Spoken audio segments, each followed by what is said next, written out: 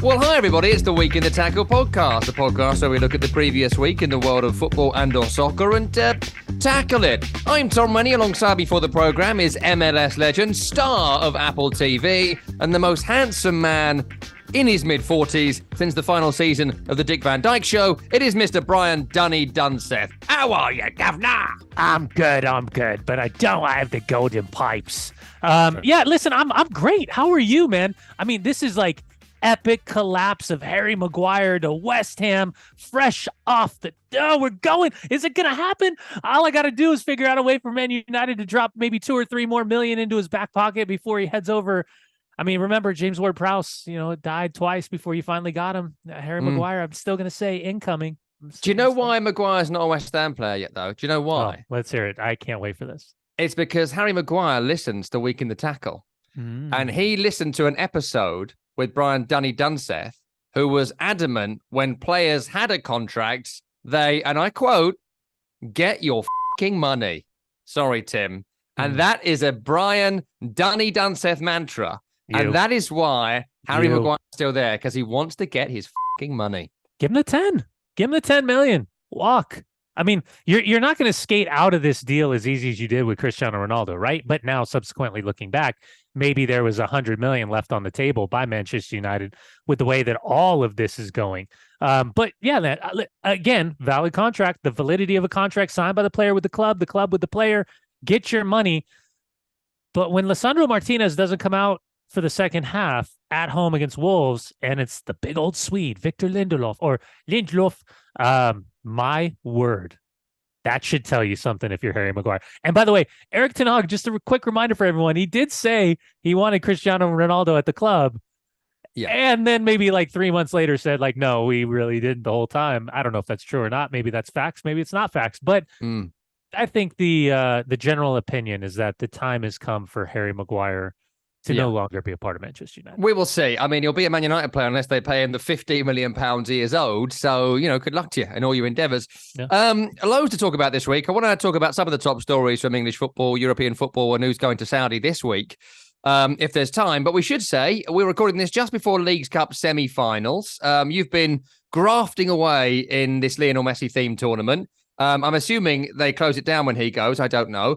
They're in the semi-finals, but they've also created a third-place playoff for CONCACAF Champions League qualification, a backdoor for Lionel in case they lose against the Union, and they may have done so by the time you listen to this.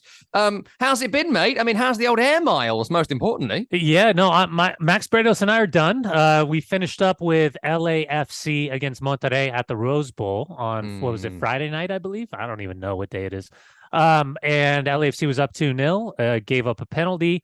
Kellen Acosta, the kid Avila did it again, came off the bench, immediate impact. The same kid who came off the bench against Tigres in the Clásico Regio and got the game-winning penalty earned. Then it was an unbelievable own goal off the plant foot of the recovering outside back for Sergio Palencia. And then finally it was the old dog, Funes Mori, getting the game winner late. So now you're in the semifinals, and yes, just for context sake, it isn't just that the third place game qualified you for CONCACAF Champions Cup in the future. This was always part of the equation, along with the money. The top 3 teams to make that third, fourth place game worthy of being a third, fourth place game and worthwhile, really. Yeah, 100%. So all of these things do matter. So you've got Philly at home against Inter Miami. An immediate plea after the game by Jim Curtin after the win against Querétaro to say, please do not sell your tickets. And all of a sudden, like the $35 tickets turned into like $585 tickets.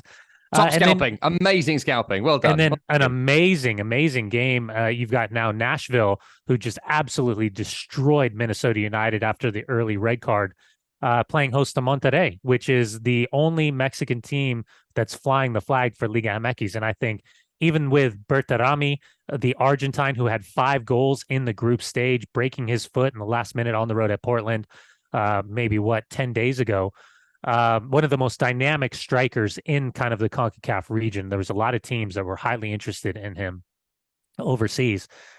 Figuring out how to navigate without him, and now figuring out what that game looks like. It's going to be a hell of a Tuesday night, whether you're in Philadelphia and or in Nashville. And remember, MLS kicks off on Sunday. It comes back. MLS coverage will come back on Sunday. But yeah, if you're looking for coverage, whether you find it on Apple TV or you find it over on Sirius XM, channel 157, there is plenty of coverage of Lionel Messi in the United States. So are you back to like a normal person schedule now? Are you going to have like 1 or 2 games a week and just like have a life again for a bit? I say that. I nod my head in agreement. I think it's probably a little bit more hopeful, but I think we're Max Bretos and I have our schedule for the next 6 games, and I believe it's Sunday, Wednesday, Saturday, Wednesday, Saturday for the next couple of weeks, and then gonna take a little vacation. Gonna head up to Bear Lake for Labor Day. So yeah, it's gonna be. I think I know where I'm at, but it's been fun this week. I got to celebrate my son's birthday. He turned 14. The boys go back to school, so Luca goes into kindergarten. Shia and Micah go into junior high, and mommy and daddy get their freedom back. Here we go. Good luck, Jade. He's back, and he's Randy. Right. There's loads on again.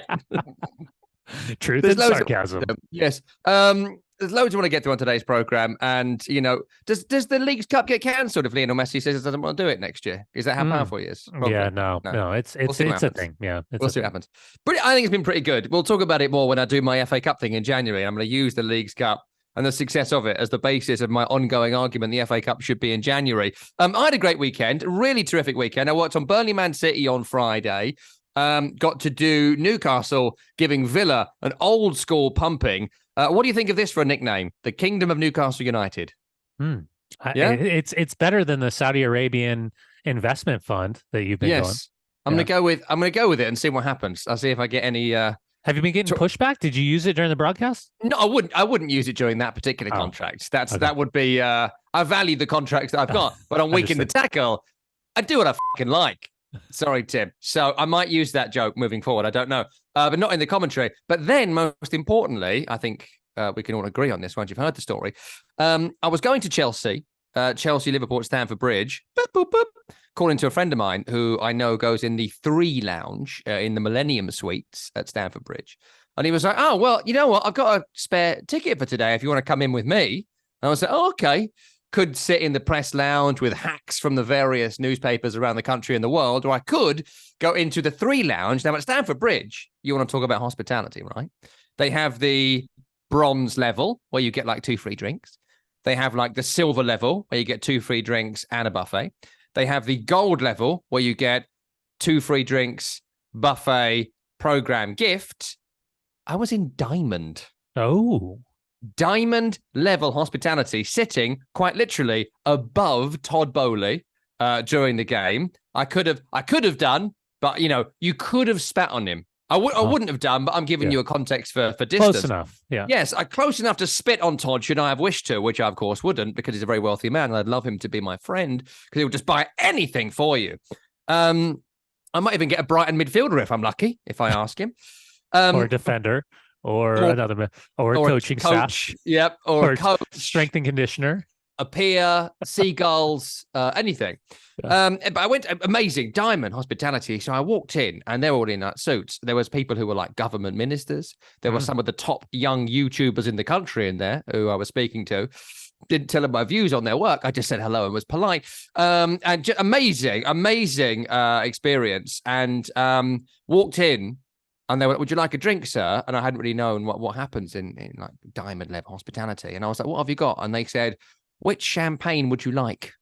And so I got to choose one of the champagnes. I had 9 glasses of champagne and don't remember the second half. It was an excellent day. And I think maybe we should start at Chelsea because it's incredible. So I went to that game on Sunday.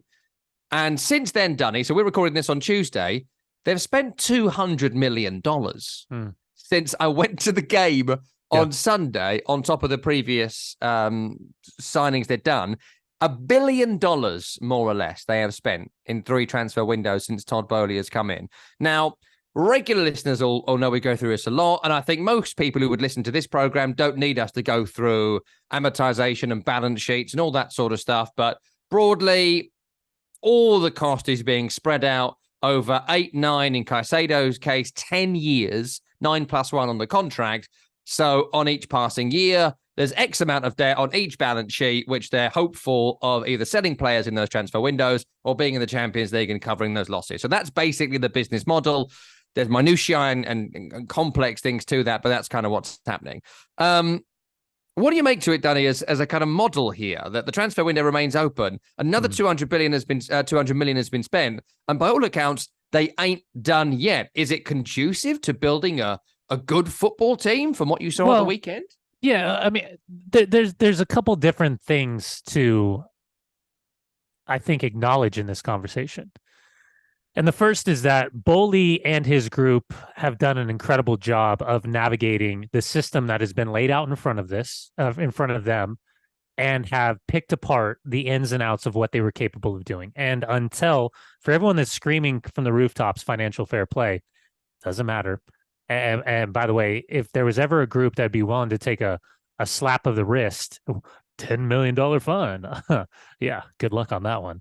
Yeah, the guy who spent £1 billion in 3 windows is worried about £10 million off UEFA. He's very worried. Well, and on top of that, I mean, by the way, we can talk about Saudi Arabia and all the things that come into it, but the other realities, he made what, 20 million on Pulisic, 16 on Loftus-Cheek. He made 8 off Ampadu going to Leeds United. Wow. Kovacic 30 million, Mount 65 million, Havertz 75 million. So as much as we talk about like, oh, good job, Saudi Arabia, you took advantage of that one, which they did. They also got out from underneath some huge weekly wage packets. And the amortization in that conversation still comes into play. But, you know, I do find it really fascinating that the narrative surrounding Saudi Arabian wealth and Newcastle and Man City and PSG, that we're not actively putting that type of pressure on Bowley and this investment into Chelsea Football Club. I do find it a bit kind of tongue in cheek in this whole situation. So listen, the reality for me is that what they are doing in real time in the market that is available to them in the 2023-24 season is extraordinary. That being said, Pochettino still has to put together a team that is not just competent enough to compete, but there's no reason why for all the Man City stuff, for all the Man United stuff, for all the Arsenal stuff, for all the Liverpool stuff, for who insert name here, why shouldn't they be considered a title contender? Why aren't we putting pressure on Chelsea to be a title contender? I know they've turned the squad over, but if they are willing to spend this much money on a squad, a current squad of players, and I understand there's going to be growing pains in this with the identity of how Mauricio Pochettino interprets his style of football and how he wants his team to play, but with no Champions League, no Europa League, no Conference League, the focus on the Gummy Bear Cup, the focus on FA Cup, the focus on the Premier League, I don't understand why there's not more pressure on Chelsea Football Club to be in the upper echelon of the Premier League this season. And then we see the Frank Lampard appointment as the masterstroke it once was. What they've done is basically hire the worst possible manager they could to lower expectations so low that no one will consider Chelsea title favourites because they still have the Lampard days in their front lobes. They remember how bad it was. And so everything now is all gravy because of how awful it was. Todd Bowley, folks, is very much like the genius of our times. Like, he is a Batman level villain at this point, considering he spent $1 billion, right? Loads and loads of money. He's somehow come out year on year in profit from $1 billion spend because of the way he's done the whole thing, as we've discussed.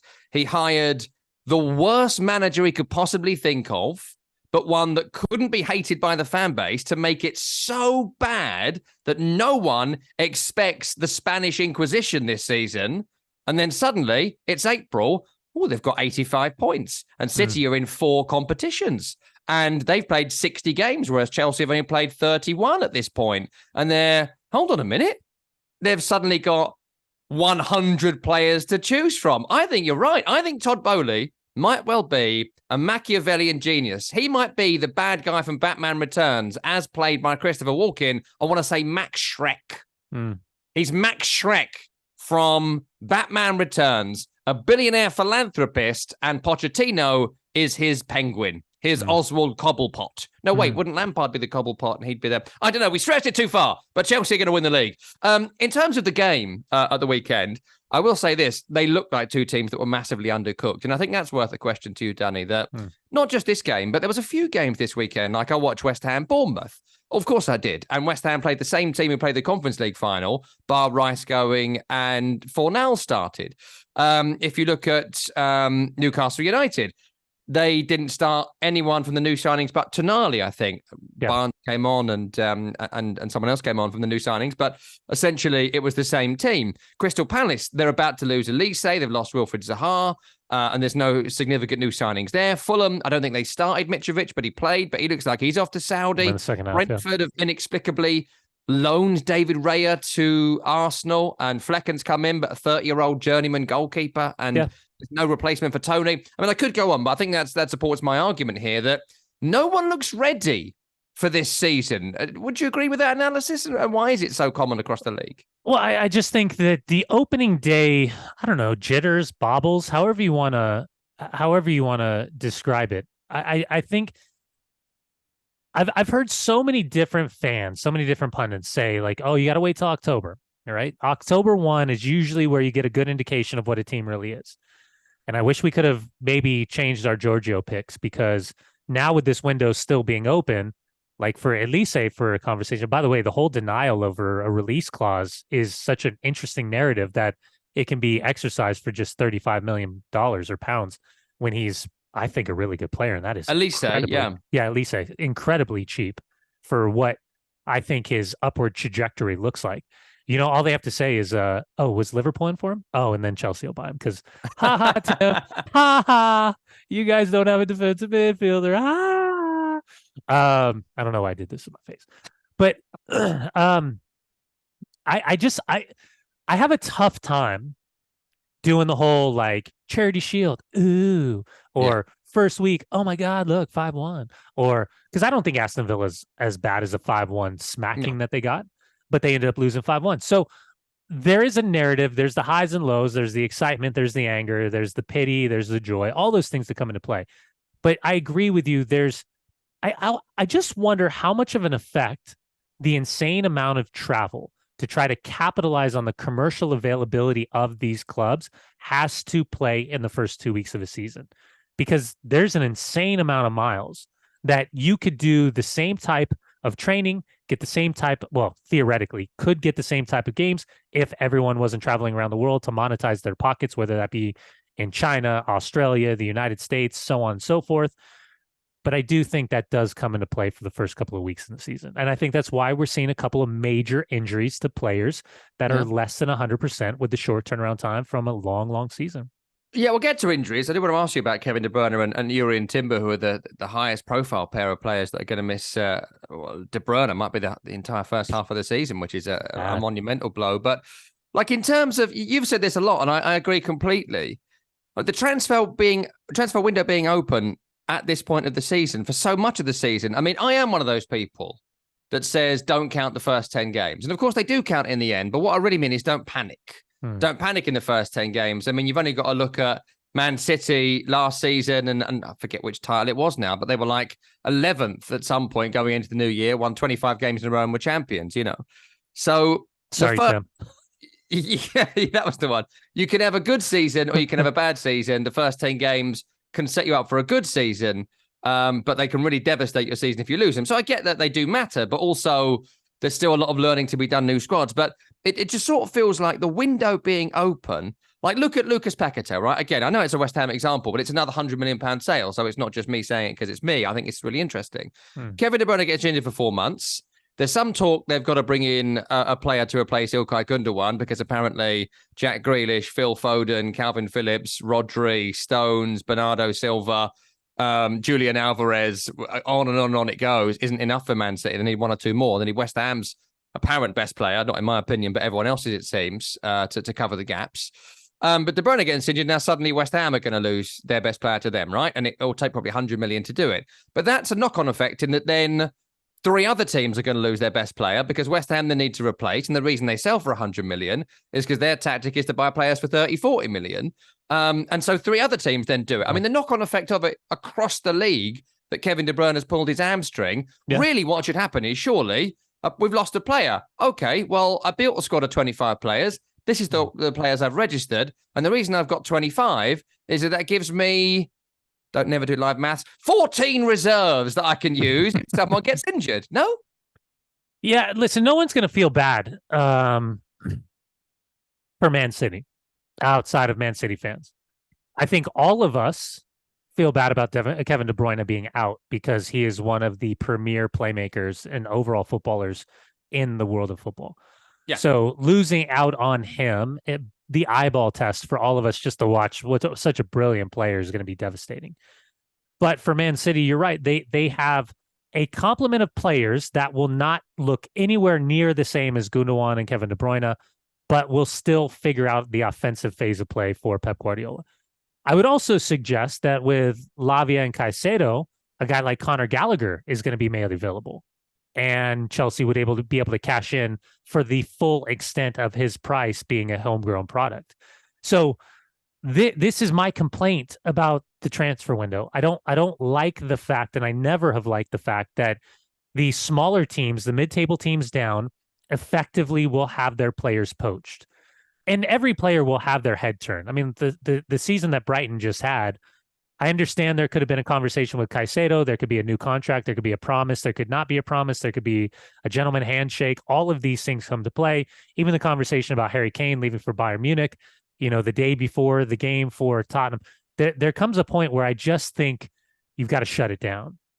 And that's just not the way the business is. As much as I theoretically would like it to happen, that's just not the availability of the business because of how this window and the windows in world football are set up. But yeah, I mean, Man City is most definitely going to be able to open up the coffers and choose which player could theoretically replace Kevin De Bruyne. But the only thing I would say with Paqueta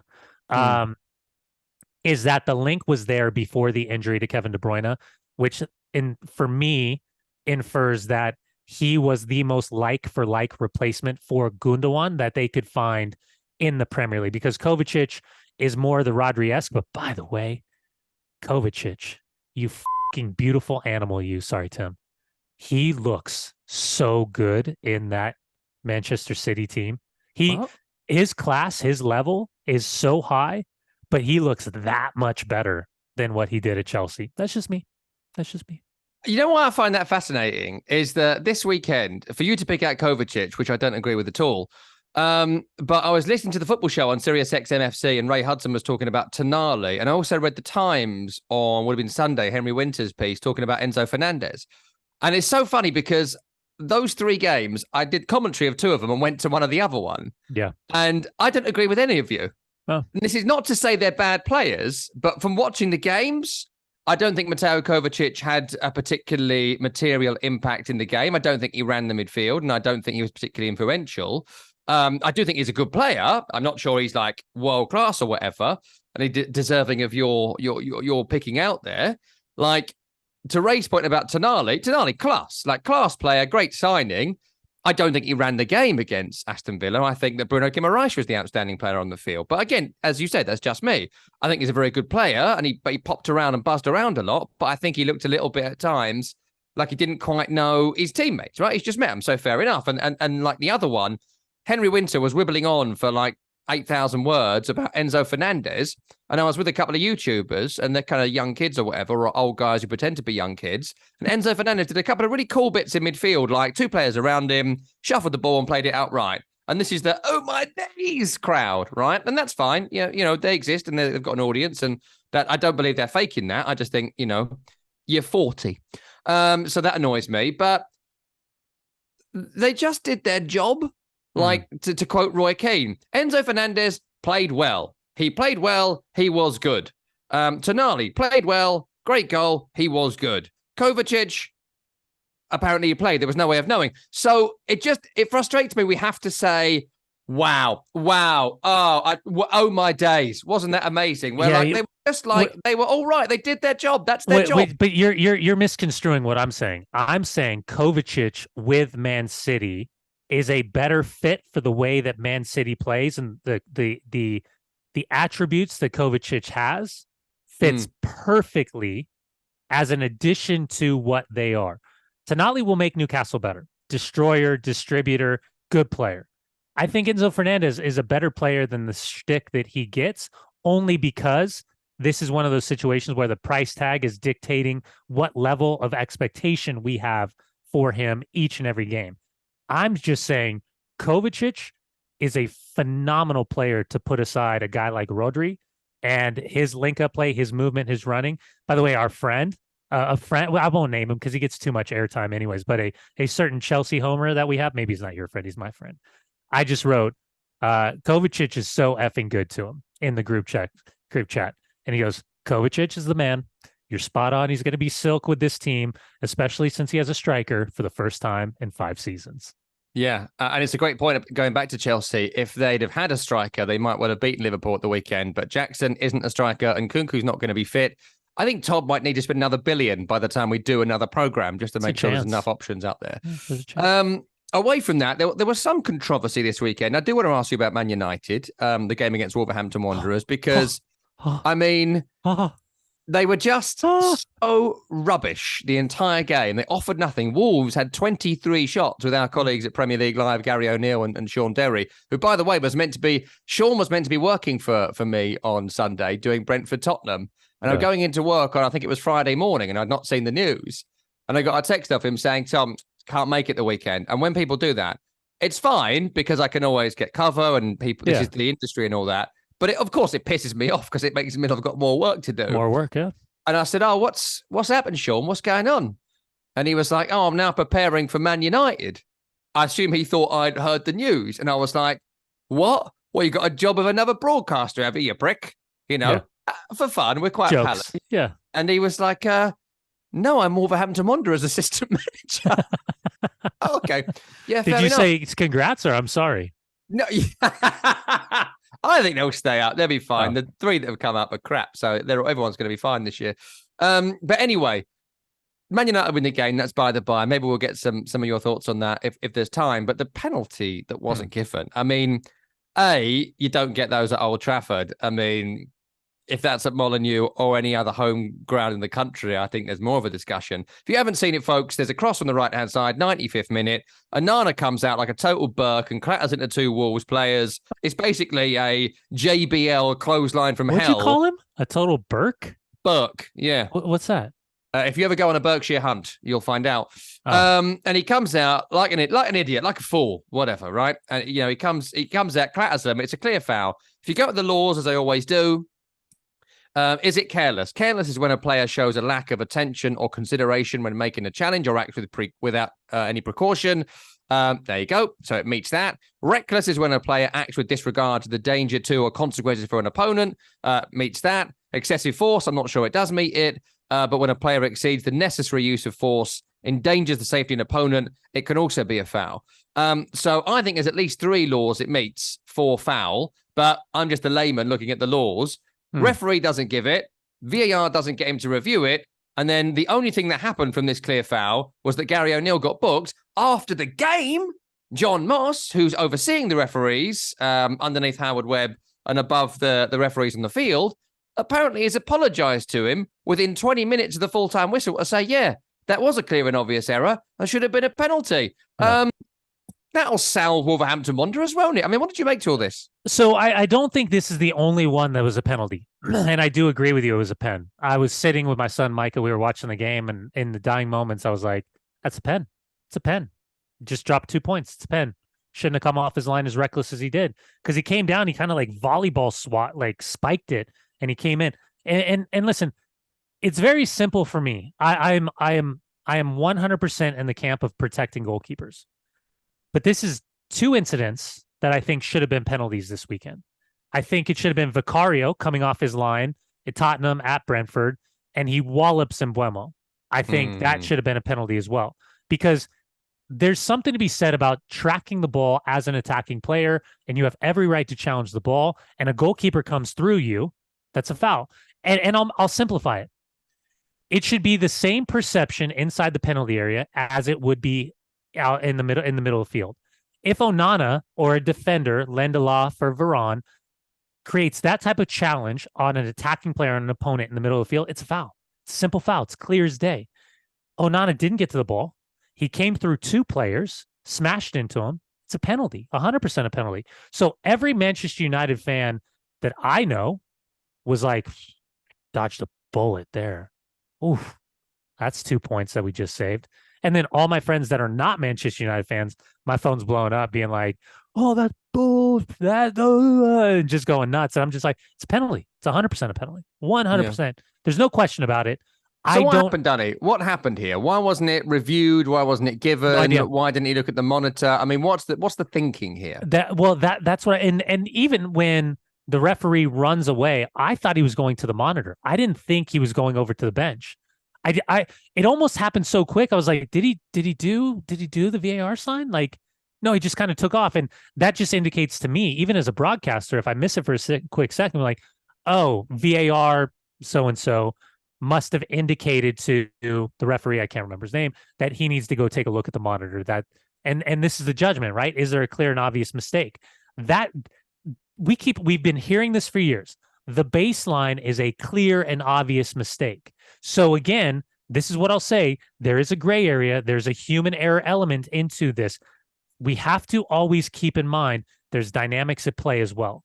There's context, and there's the kind of this sub area conversation of who's got more experience between the two referees. Because if this is Mike Dean says immediately, head over to the monitor. That's a penalty. I think there's an experience level. There's either an arrogance or a fear level that has to be acknowledged in some way, shape, or form.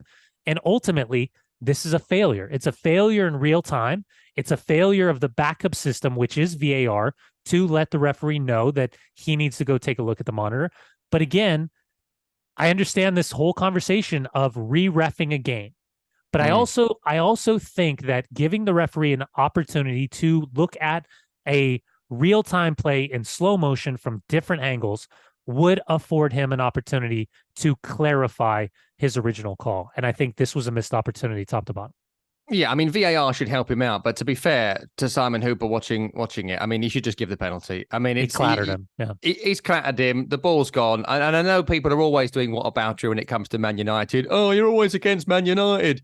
But also like other decisions have, Jose Sarr did one last season. You mentioned the one with Spurs at the weekend. Other decisions do happen, but let's not get involved in the whataboutery. This particular thing that we are particularly talking about should have been given, wasn't given. It's poor from the referee. But again, individual errors, fine. VAR should catch it. Individual errors, fine. We'll get over it. It's not life and death or whatever. But by the way, Simon Hooper and Michael Salisbury both taken off games this weekend. Punishment. I think the assistant VAR as well is also going to be dropped. So 3 of them. Richard West is the other one.